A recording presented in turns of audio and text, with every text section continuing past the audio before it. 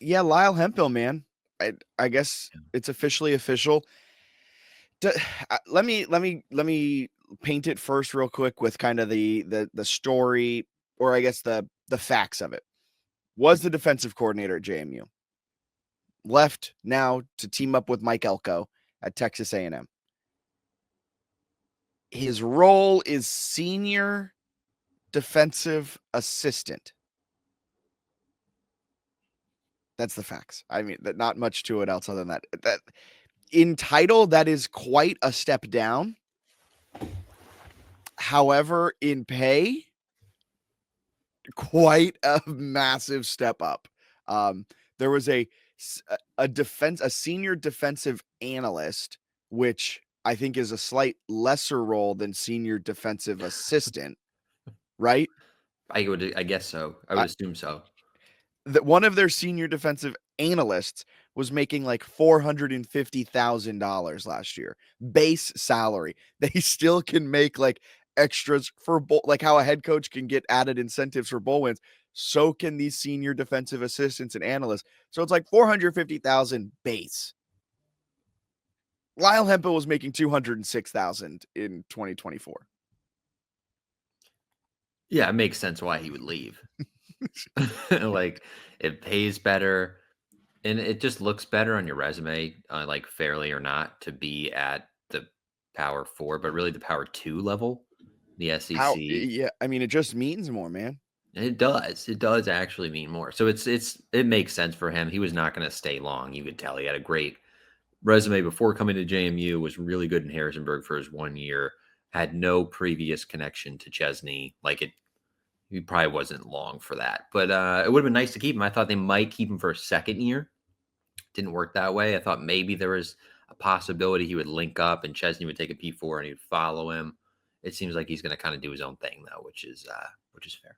Very similar to what Corey Heatherman did. What was it, 2000, a few years ago when he left JMU as the defensive coordinator to become the Rutgers linebacker coach. And I think fans at the time, myself included, were kind of like, what are you doing? That's a complete step down. And then you look at the Big Ten money and you go, oh, you're making more as a linebackers coach than you are as the JMU DC. And now he's probably making anywhere between $1 and $2 million as the defensive coordinator at, checks notes, Miami. It's easier to move up the ranks. Like Matt Entz left North Dakota State's head coaching job Yeah. to be what, a linebackers coach at USC, and now he's the head coach at Fresno State. So like it works out pretty well when you jump to a power conference school. I've heard rumblings too that Hemphill was kind of looking to leave for quite some time. Probably like since the end of the year, was kind of putting out feelers and trying to find things. Um, haven't heard that from a ton of people, but I've heard the rumblings of that, uh, which He's doesn't shock me. Like the fact that they kept him until January 22nd of 2025, the fact that he even made it into the calendar year of 2025 was shocking in and of itself. Also kind of surprising that he left to go to Texas A&M as a senior defensive assistant and not like the linebackers coach for Minnesota, or, like another power 4 assistant level, like position coach type of thing, or like a secondary coach at, I don't know, UCLA or something. I'd leave. I don't know, like it's Don't say that too much. We got in trouble last year when I said that if Indiana offered me $1 million to be a fan podcast at Indiana, I would life's also leave. life's so much easier. In like he went from having to find diamond in the rough Eric FCS O'Neill. talent to then like they Texas A&M can get almost anybody they want to play defense for them. He also is getting a massive pay raise to, I would assume, have much Yes, less yes. responsibility.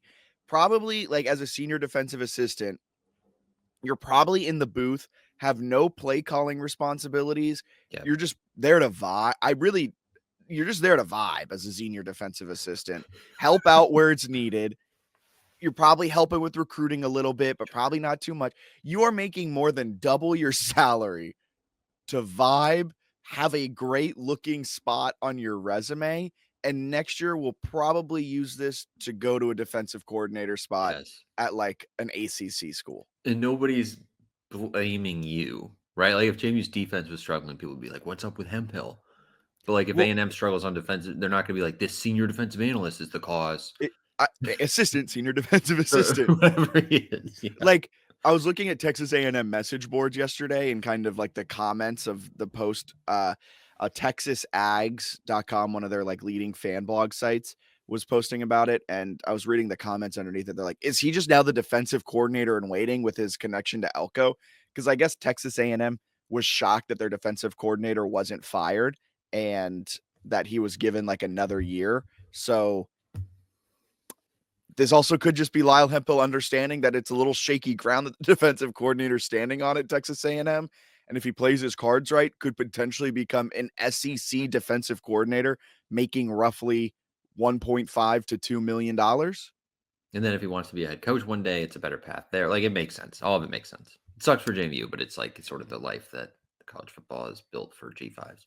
I not texted this. I tweeted this where the transfer portal hurts. It's annoying. I feel why players leave, why all of it. I understand where we are in the pecking order. I get it as a life of the G5 fan. This one is what like really like is the harsh reality of being a G5 fan is that you just can't compete salary wise for these coaches.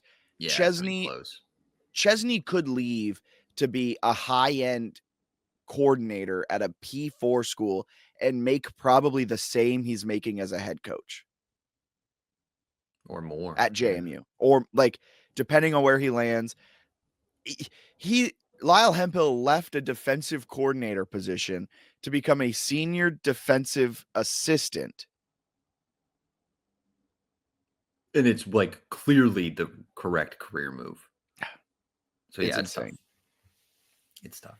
It's tough. It is tough. Do you want to talk about some potential replacements for Hemphill?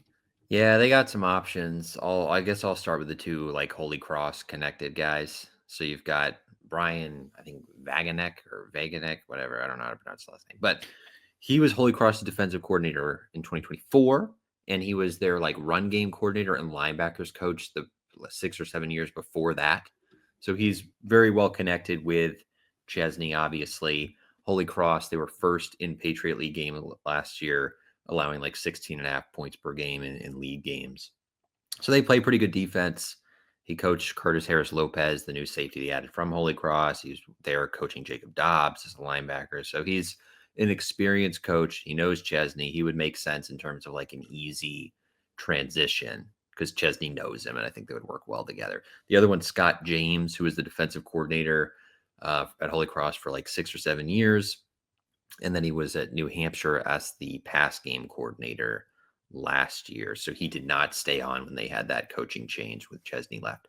But he was working as the defensive coordinator under Chesney for a bunch of years, did a really, really good job. I think the challenge with him is getting him to leave the Northeast, where he seems pretty Where he's never firmly left. entrenched. Yeah. Yeah. But really good. They had the number one total defense in the FCS, I think, in 2021 or 2022, but they're pretty much good every year defensively under him. So either of those guys make sense just due to the clear ties, right? When they replaced their strength coach this year, pulling from Holy Cross, like he's pulled from Holy Cross for most of his hires. So it's not a surprise that those guys would probably be in the mix if they are interested. Quite literally, almost his entire coaching staff is just a copy and paste from Holy Cross. Lyle Hemphill was the only like him and Jason Novak were the only big hires that were non-Holy Cross people. Novak, I forget where he ended up, but left as the strength and Cal. conditioning coach.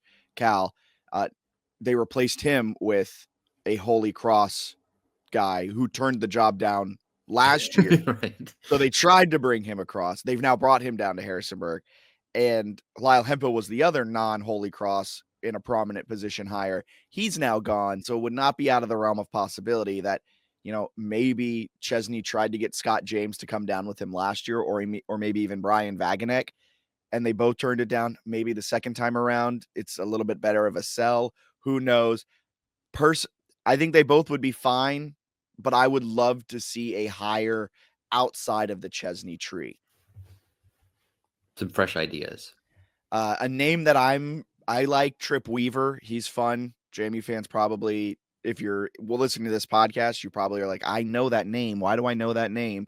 Because he was the cornerbacks coach from 2015 to what was it, 17, 2018, I think.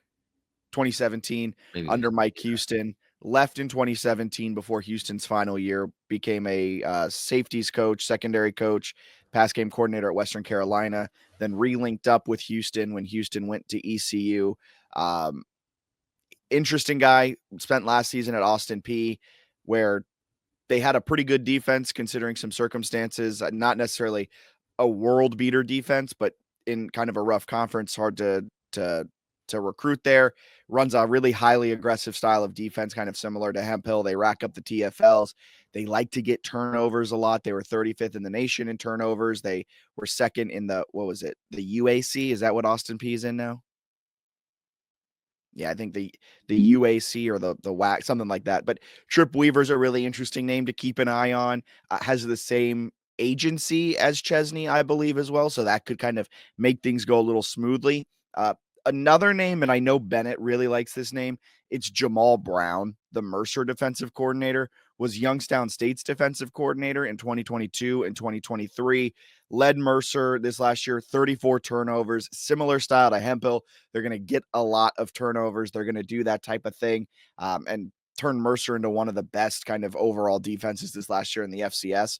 So that's also a school that's not known to have, elite level defensive play, elite level kind of talent necessarily. And Jamal Brown did a lot with a little.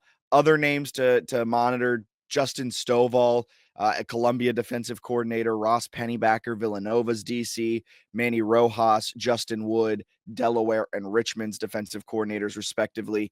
Rojas, to me, is interesting as well. Was the defensive coordinator at Lafayette in 2019, went to Delaware in 2020, has been with them since. But before that, he played at Liberty. He coached for 5 years the linebacker position at Richmond. So he's familiar with the Virginia area, was born in Pennsylvania. So kind of familiar with this area, knows how to recruit it, that mid-Atlantic. So that's a big key too, I think, as well, kind of finding someone who knows the area well. And so Manny Rojas is a name that I enjoy. I think that could be fun. I think poaching from any of the CAA schools could be fun, like Ross Pennybacker. But Justin Wood, they've already taken 3 Spiders. Why not go and loot the cabinet and get their defensive coordinator too? Bennett, you did drop us. of Unfortunately, course. your internet did drop. So I I just know. went over Trip Weaver a little bit. Jamal Brown, I know you like Jamal Brown, the Mercer defensive coordinator, and then mentioned some names: Stovall, Pennybacker, Rojas, and Wood.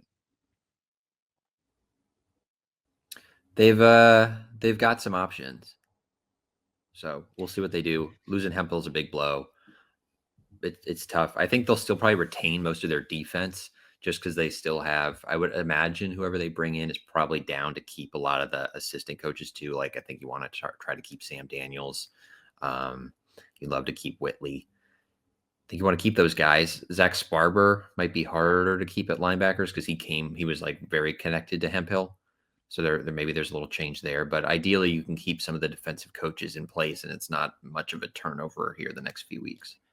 I will say it's good that Hemphill left for a senior defensive assistant role instead of Right. like a defensive coordinator role or even a position coach role, because I doubt Elko's like, all right, what coaches do you want to bring over with you, man? It's like, it's you and no one else, is kind of how I get that as a senior defensive assistant. Maybe they make a room for Sparber somewhere because he was with Maybe, Elko too. So they've got maybe. that connection. But we'll see. He also could just want to, like, if they're willing to keep him, stay as the linebackers coach at JMU, which is not a bad gig. Yeah.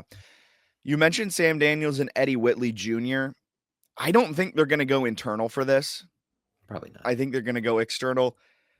Sam Daniels and Eddie Whitley Jr., I believe, are the only, from my research, are the only ones on the defensive staff remaining that have any experience in a coordinator type role And I think Whitley's was like pass game coordinator.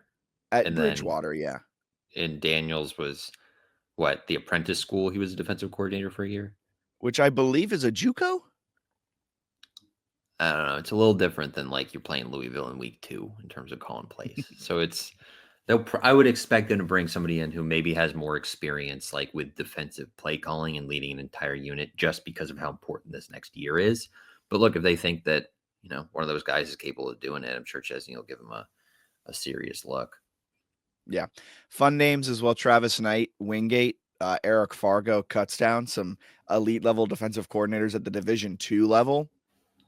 Could be fun. They've tapped into the D2 ranks to get some really high end transfers. Tusculum, Jordan Taylor, Zeron Collins. Maybe they do the same for a defensive coordinator. We'll see. Big hire. Big hire. I think, maybe Mike Houston, Brandon Staley, People Bob are floating Mike Sala. Houston. Bob Sala, maybe. I've heard he's just kind of figuring some things out.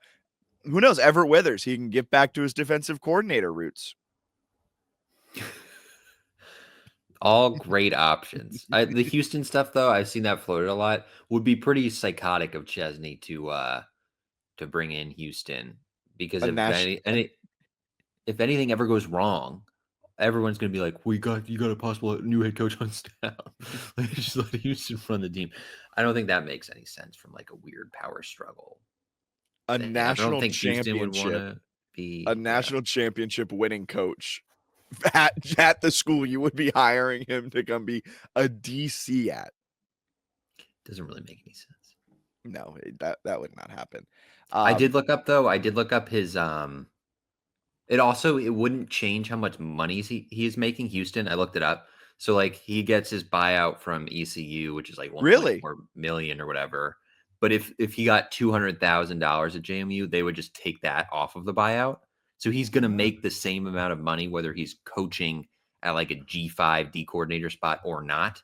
Well, he Okay. could just sit at home and golf, is what I'm saying, Oh, and make the same amount of money. Like there's no real reason for him this year to get into a job unless it's like he really, really wants it.